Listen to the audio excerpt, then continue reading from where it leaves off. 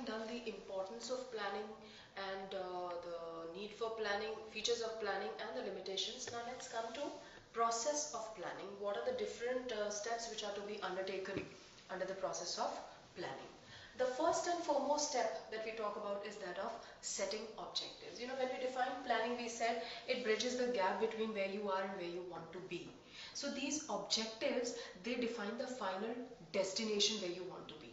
They clearly define the destination where you want to be. So the first step in planning is that you have to clearly define the overall organizational objectives. They should be clearly stated, they should be understandable, they should be measurable, and they should be achievable.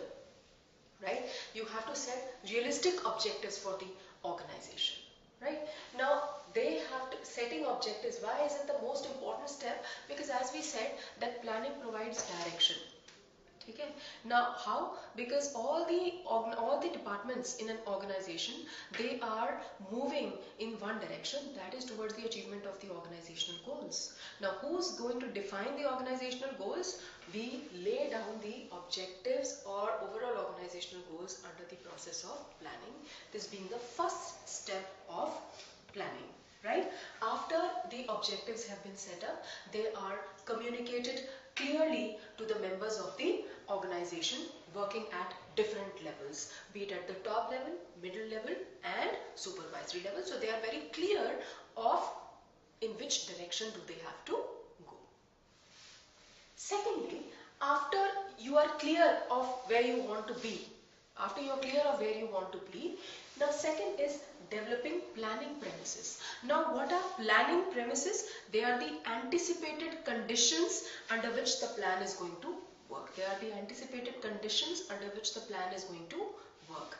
In this step, we make forecasts about the future conditions. We make the forecasts about the future conditions.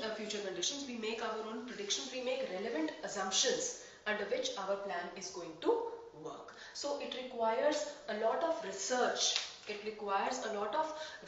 Because predictions about the future are going to be made in this step, right? And if we make a mistake here,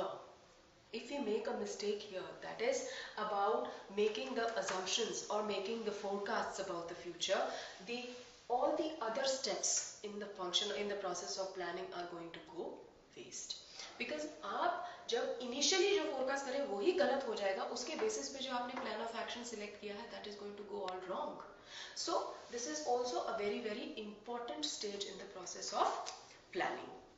A thorough environmental analysis is undertaken at this stage.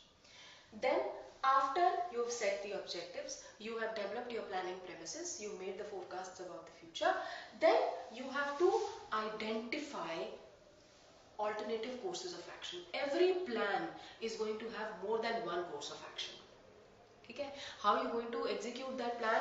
It is going to have more than one ways in which that plan can be executed. So you have to identify all the alternative courses of action that are available.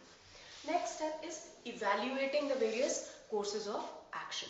That means in terms of, you have to evaluate each and every course of action in terms of its negatives and its positives. What are going to be the negative consequences if you undertake that course of action, and what are going to be the positive consequences if you undertake that course of action. An in-depth analysis of each and every course of action has to be made, right?